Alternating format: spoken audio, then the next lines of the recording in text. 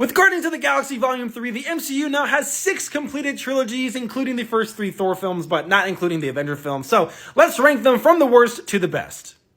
Coming in at the bottom for me is unfortunately going to have to be Thor, and that's not including Love and Thunder. If we were including it, it would somehow be below the bottom.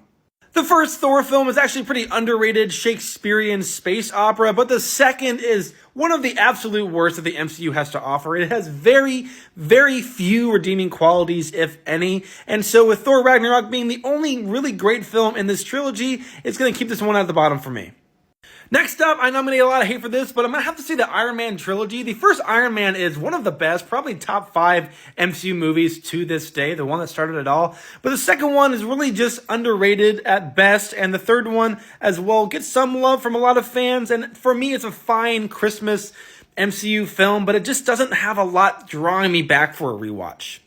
But coming in just above it, I mean, these were neck and neck for me. I have the Ant-Man trilogy. These are just more consistent in my eyes. I love the first one, and while I don't love the second one, I do have to admit that it was a fun yet flawed film that just knew how to have fun with you and gave us just a breath after the madness that was Infinity War. And I know Quantumania is getting a lot of hate right now. I actually quite liked it. It felt like a Phase 3 film for me, and Kang just absolutely rocked. I'm hoping that we don't have to recast him.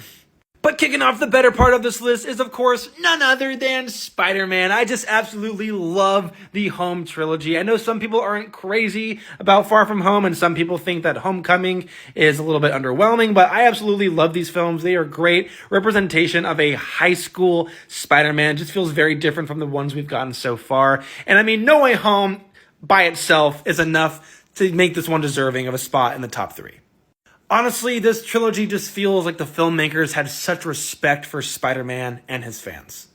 But coming in at number 2, my runner-up is the Guardians of the Galaxy. And look, in terms of action, humor, and the emotion present within these films, I feel like this is the most balanced trilogy on this list. James Gunn had a vision from the get-go, and he has stuck to it and executed it nearly flawlessly. The character arcs, the humor, the sci-fi action weirdness, it's just all so fantastic.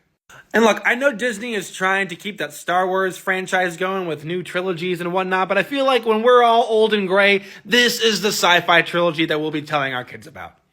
But of course, my number 1 has got to go to the Captain himself. When it comes to high octane and big emotion and great action superhero films, these are the ones that I think about and I sit down to rewatch without a second thought. I'm so glad that the Russo Bros took over with the second film because they clearly knew what they were doing with this character. But that's just my ranking. Let me know yours down in the comments.